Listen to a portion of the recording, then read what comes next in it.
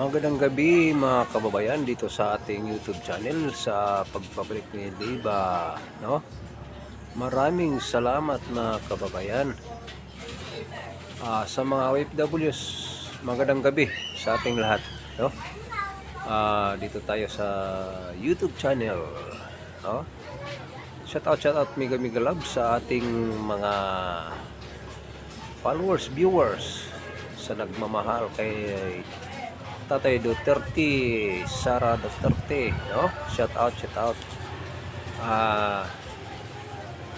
Sabi pa man ni Panilo, Attorney Salvador Panilo, ayun pala ay sinasabi, kapag makaupo si Sara Duterte,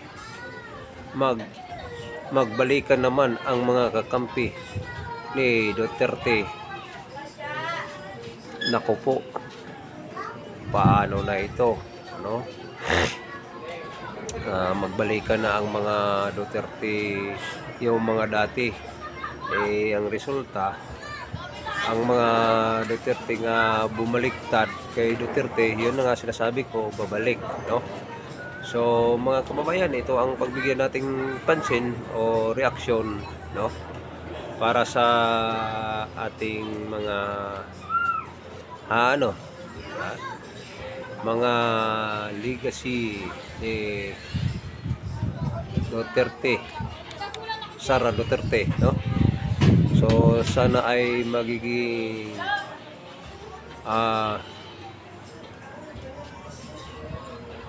hindi na magpa-loko si Sara Duterte, no? Hindi na, ibig sabihin hindi na siya magpa-uto, mga kababayan.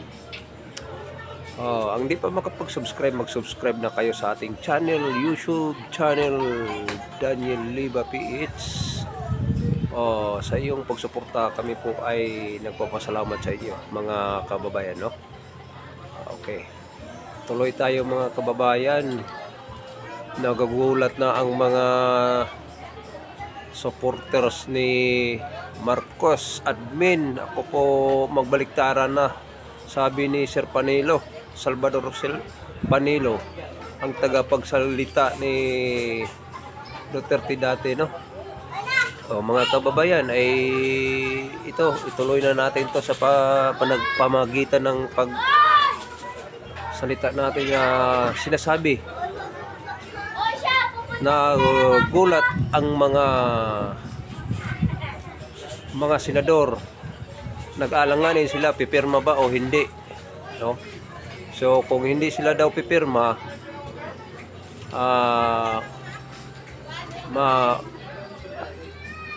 di magpatuloy ang ito. Naku po, hindi magalit ang admin kung hindi sila magbigay ng perma. Ibig sabihin, pag makaperma sila mga kababayan sa impeachment ito, no? Ay yung sa impeachment. So kung hindi sila magperma, ibig sabihin din, parang madalit sabi dito, para sa akin lang, sa pag-analyze ko, no? Pag-analysis ko dito, sa aking opinion ko lang dito, ay sila ay magbalik kay Duterte Sara. So ayun mga kababayan, magbalik daw, no? So papaano ito? Si Sara daw di pinapasok ng NAIA. Ano ba? NAIA ba yun sa ano? So mga kababayan, hindi daw makatawag ito, pinabayaan. Ngayon magsasalita na ibig sabihin dito ni Sir Panilo, Salvador Panilo, ibig sabihin niya dito ay ngayon lang, bagong-bago lang kumakampi si Amy Marcos. Nako po, para pagka nangliligaw naman si Amy Marcos kay Sara, aywan ko sa inyo, Sa akin lang dito sa opinion ko, kung para sa akin, kung ako'y pagkatakbo ng presidente, ayaw ko ng mga Marcos, ha? Sa akin lang, opinion ko lang dito mga kababayan. Ayaw ko ng ganon, ha? Oh, si Amy Marcos, madalit sabi, di natin suportahan yan. Isa rin na Sormareno, sabi ko na nga sa nung nakaraang pang vlog ko, si Amy Marcos, Sormareno yan. Ha? Yun ang tandaan natin mga kababayan, Sormareno yan si Amy Marcos. Balak naman si Amy nga, ano? Oh, tama yun, sinasabi nyo nga, kayo, di na pabalikin ang mga Marcos. Kapag si Sara Duterte ay mutakbo ng presidente, tama lang, di na pwede. Para sa akin lang, di na pwede nga babalik si Amy sa mapangligaw ni Sara. Para saan? Ha? Para saan yan mga kababayan? Yung pangligaw ni Amy. Para makabalik naman sila. Kunwari lang yun mga nga bait-baitan si Amy mga kababayan. Nagpa-bait-baitan lang si Amy. Klaro ba yung video natin? Yung live natin mga kababayan dito sa YouTube? Klaro ba? Parang tingin ko malabo kurap-kurap ba? So, balik tayo mga kababayan. Si Tatay Duterte makauwi. Kapag manalo na si Sara Duterte, automatic manalo si Sara Duterte, automatic. Maraming na supporter ni Sara Duterte sa ibang bansa, mga OFW, kasi mahal ni Tatay Duterte ang mga OFW. Tama naman yon, mga OFW, mahal ng Duterte yun. Kasi sa mga legacy ni Duterte dati, yung presidente pa siya, siya ay nagiging tawag nito ay may natulungan na, madalit sa akin. Para sa akin may natulungan na yung bibitay na sana sa ibang bansa, kasi ginahasa, magagahahasain pa yung OFW natin doon, kaya nga tinulungan ni Tatay. Doon humahanga ang mga OFW sa kanya. Siya pa doon ang namumuno, si Roa Rodrigo Duterte. Ngayon, natapos ng term ni Duterte, si si Marcos, ngayon, Senador, Vice President na si Sara. Ngayon, ang nangyari ngayon mga kababayan, si Marcos isang presidente na kasi niligawan ni Marcos si Sara, ngayon, ang may balak pala sila nga ikulong si Marcos. Si Duterte, dalhin sa daig, i-surrender. So, wala. Ang ating legacy ni Marcos na wala talagang silbi ang legacy ni Marcos. So, yun na nga, balik-balik tayo kay Amy. So, si Amy ay isang Sormareno, So, di ba tayo nadala? Grabe ang mga sinasabi, Hindi pa ba tayo nadala ang mga mamayang Pilipino? Pabudol naman tayo uli. Nako po. Hindi tayo, para sa akin mga kababayan, hindi tayo pabudol. Kasi nakita na natin, nga walang nagawa ang mga Marcos. Kahit si Amy, walang nagagawa yan. Ano ba yung Amy? Gobernador o senador pala yun, senador si Amy. So si Amy mga kababayan, isa rin na sinasabi ko na sa unang vlog, ulitin ko, si Amy Sormareno yan. Alam natin yan kung anong ibig sabihin ko. Alam ba ninyo yung Sormareno? Napakunwari lang yan na si Amy kay Inday. Kumbaga parang aso si Amy ba? Baiid na kiskis sa balat ni Inday Sara para mapansin. Hoy Amy, prangkahan kita Amy.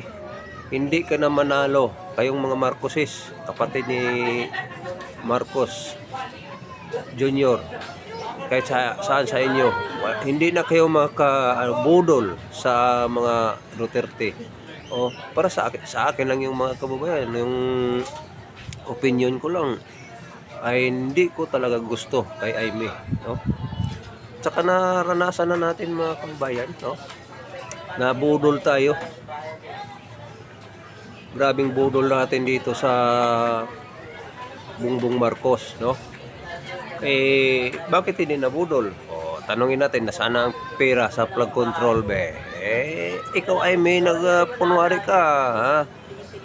Manahimik ka na, Aimee Marcos. Wala ka ng, wala kang silbi sa bayan pa rin kung ikay maging katandim ni Sara, no? Hindi kami nagustuhan, hindi kami nakagusto sa inyo. Boy, noong doon sa inyong lugar, kung saan ka, ay sa Ilocos ba yun?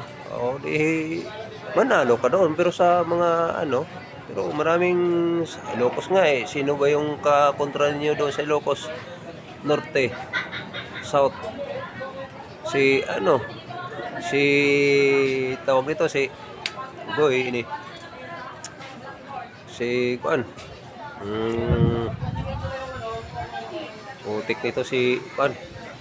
Senador, gobernador. Si Gob. Si Gob ba yun o si kuan? Limutan ko na. Basta yun. May di ka rin Aimee. Kahit anong bayaid mo. Sawang-sawa na ang mamayang Pilipino sa inyong mga Marcoses. Naku po, mga kababayan. Sawang-sawa na mga kababayan, no? Paano na ito, mga kababayan? Sawang-sawa na sila sa iyo. Ngayon ay ang West Philippine Sea na naman ang pinag-usapan. Naku po. Yun ang sakit ninyo, mga Marcos o mga senador. Lilis-lihis ninyo ang mga usapin na sa flood control. Ngayon, hinahanap na ninyo si Salvador Panilo. Sorry talaga. Si Senador yung mangnanakaw, yung buaya pinsan ni Marcos, no? Si Saldico, hinahanap na si Saldico sa ibang bansa kasi nandoon daw nagtatago. Dapat lang ang tanong kung makulong ba ninyo. Kayo nga hindi kayo nakulong, pero humanda kayong mga nag-akusa sa mga Duterte. Sa akin lang, opinion ko ito. Kayong mga Marcoses, inaakusahan ninyo ang mga Duterte, pinahuli ninyo, sinurrender niyo sa daig. May pananagutan kayo, mga Marcos. Totoo lang, lahat ng mga ni Duterte lumalaban, manda kayo. Ito, opinion ko lang yun. Sa akin lang, opinion to. May paghandaan kayo pagdating sa panahon na si Sara Duterte ay presidente na. Automatic yan, mga kababayan. Si Sara, manalo yan. Ipapapanalo talaga namin. Sa katotohanan lang. Kahit pa anong mga nilinlang o gawgawang kwento, nga walang kwenta. Ito, opinion ko lang din yun. Mag-comment kayo dito, mga kababayan, kung anong opinion nyo. Ulitin ko, shout out, mega love sa ating YouTube channel. Pindutin lang nyo, mga kababayan, ang ating bell button sa ating YouTube. Habang di pa makapag-subscribe, mag-subscribe na kayo para pindutin nyo lang bell button para makatanggap tayo ng notification galing kay YouTube channel. Alright, tuloy. Ngayon, ang mga senador nag-isip-isip na, mga kababayan, no? Si Boying, 2 Boying. Mag-isip-isip na kayo kasi kayo ang mayroong pananagutan sa bayan. Si yung General, sino ba itong general? Nakalimutan ko namang to. Si General ah sabihin na lang natin dito general, di lang natin i-mention ang pangalan, basta may panagutan siya. Mayroong papanagutan talaga kayong sangkot sa ni kidnap ninyo si Duterte. Pag makaupo si Sara, ay nato, magtago na kayo sa saya ninyong asawa. Magtago na kayo sa saya sa inyong nanay. Kayo, pag makaupo na si Sara, mga kababayan. Yan ang tandaan ninyo, mga kababayan. Yun ang maganda dyan. May panagutan kayo, mga kapatid. Manda kayong lahat nga lumaban kay Duterte. Alakala nyo malimutan niya Duterte yun. Pauwi na si Duterte. May paghanda na ang aeroplano nga sasakyan ni Duterte. Pauwi sa bansa natin, no? So, yun ang good news, mga kababayan. Good news natin yun. Tuwang-tuwa nga ang mga mayang Pilipino makauwi si Duterte. Kahit kailan. Maraming nagdasal nga makauwi na si Duterte sa bansa natin, mga kababayan. Shout out sa ating mga DDS vloggers. Shout out sa mga Sara Duterte diehard supporter. Shout out sa ating mga abogado, mga gigigiting abogado nga nag-support kay Duterte. Lalo naman kay Sara Duterte, mga abogado nag-support sa kanya, sa mga Duterte. Shout out, mega loves. Magandang gabi sa inyong lahat, no? Sa mga supporter ni Roa Rodrigo Duterte, uba na kay Sara Duterte, no? So, tuloy. Para sa opinion ko ito, mga kababayan, mayroon akong opinion. Parehas naman tayo may mga opinion, no? Para sa akin,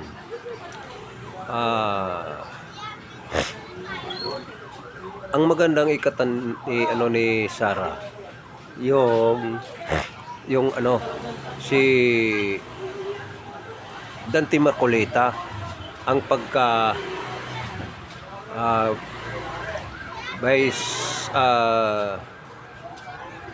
ni Sara Duterte pagka presidente, no?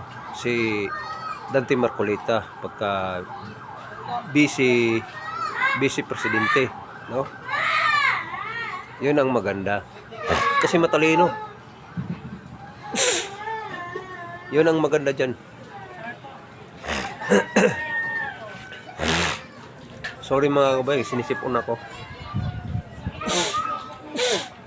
Sorry sa kumakain dyan, ng hapunan. Sinisipon ako. Sorry. So ngayon balik tayo, mga kababayan. Ang mga Duterte, ang ligasiyan nila para sa ating kapakanan ng bayan, sa ating mamayang Pilipino, no? Kinabukasan sa ating bayan. Kaso lang, inaabuso sa mga Marcoses, no? Abusado, mukhang pera talaga. Pinagpirahan nila ang ating bayan. Hindi ko naman masasabi nga walang mga kahit sino naman maging presidente, mayroon talaga, pero hindi kagayang Marcos nga mga talagang halatang halata sila ay nakaw talaga, no? Harap-harapan talaga, mga kababayan, nakawan. Kaya nga galit na galit ang mga mamayang Pilipino sa Marcos, no? Galit na galit ang mamayang Pilipino kay Marcos. Kahit sinong Marcos dyan, galit na galit ang mamayang Pilipino. Siguro bata lang siguro hindi magagalit. So, yun na nga, di ba? Bata lang hindi magagalit.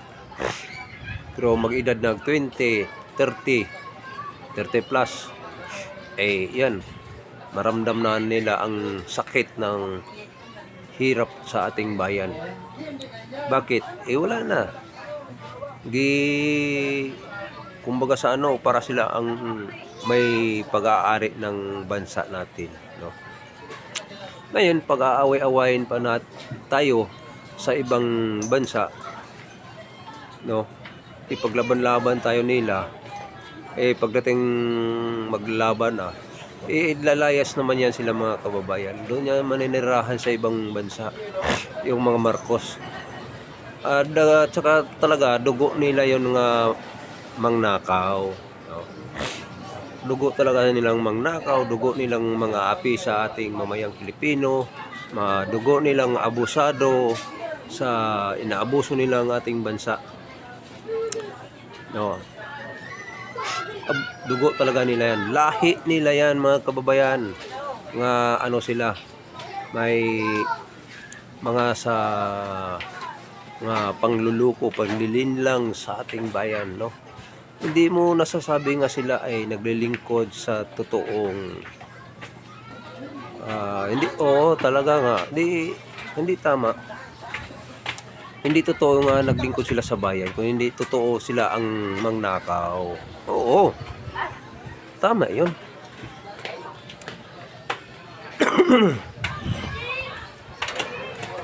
Totoo yun, mga kababayan. Hindi sila totoo yung nagsakripisyo sa bayan.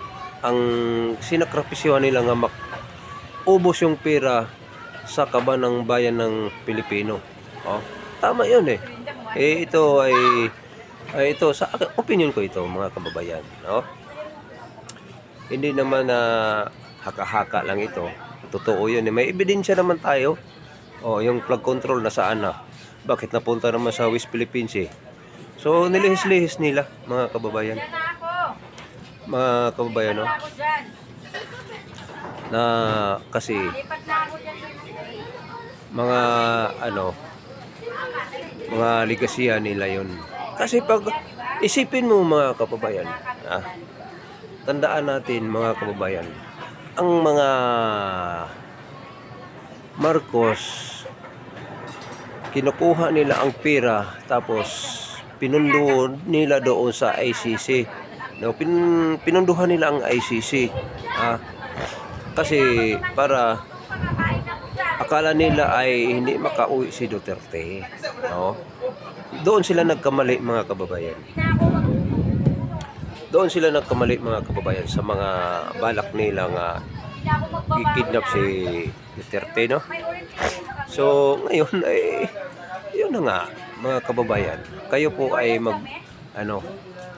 na mamayang Pilipino ay tawag nito, ito ang patunayan ba, no? Patunayan natin nga sila wala ng sinseridad sa ating bayan nga babalik ang mga Marcos. Yun ang totoo.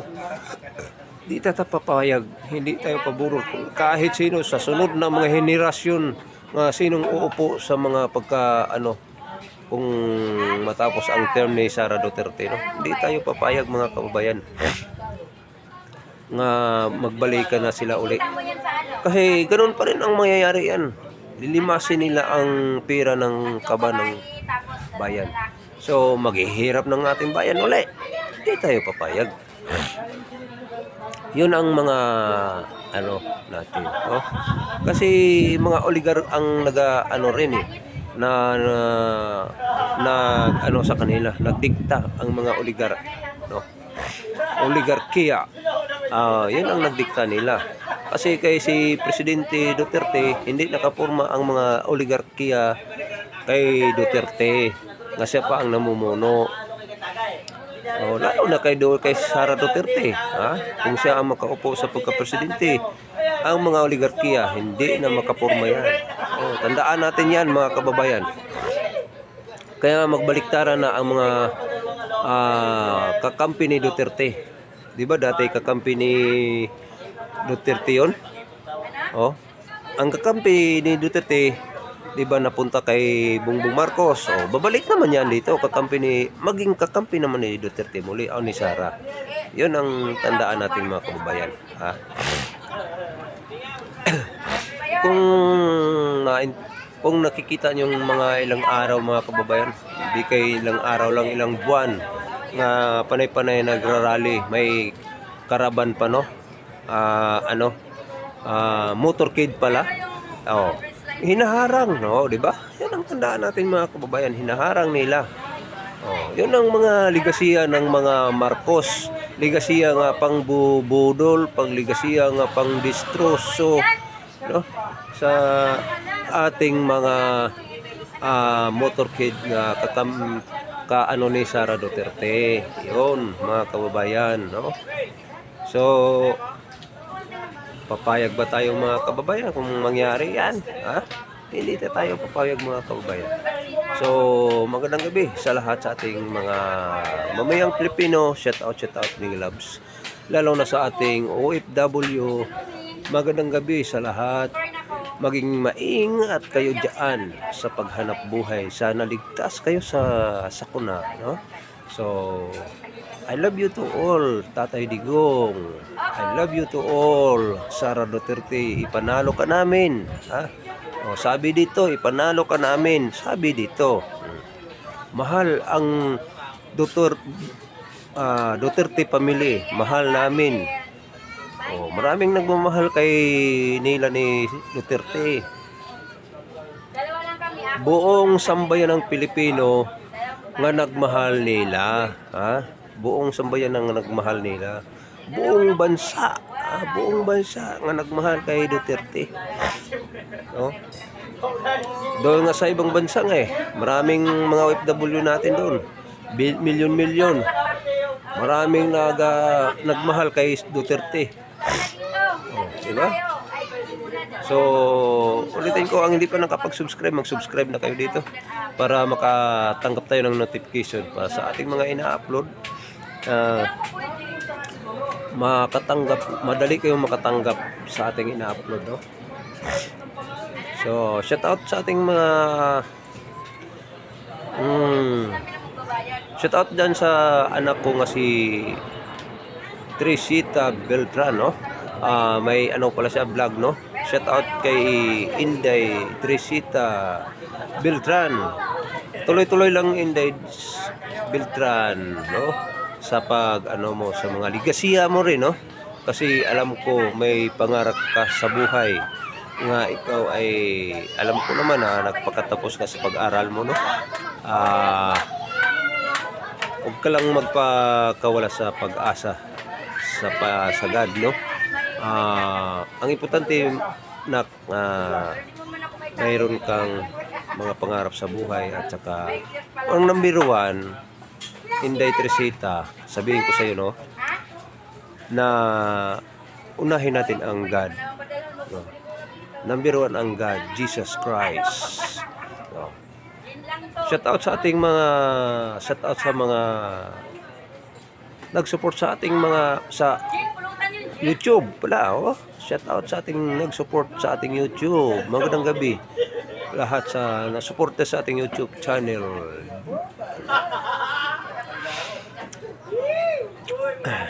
Shout out dyan sa ating lumalaban kay Tatay Duterte, no? Na i-shout out na ang lumalaban kay Duterte. Kaya talaga nga di naman yun manalo. I-shout out pa rin natin, no? Oh. Sana manahimik na ang mga Marcos. Talaga manahimik na yun kapag si Sara Duterte ang makaupo sa pagkapresidente. Oh? Yun ang mga importante mga kababayan. So hanggang dito lang tayo mga kababayan. Maraming salamat sa ating lahat. Magandang gabi Pilipinas, magandang gabi mga mamayang Pilipino.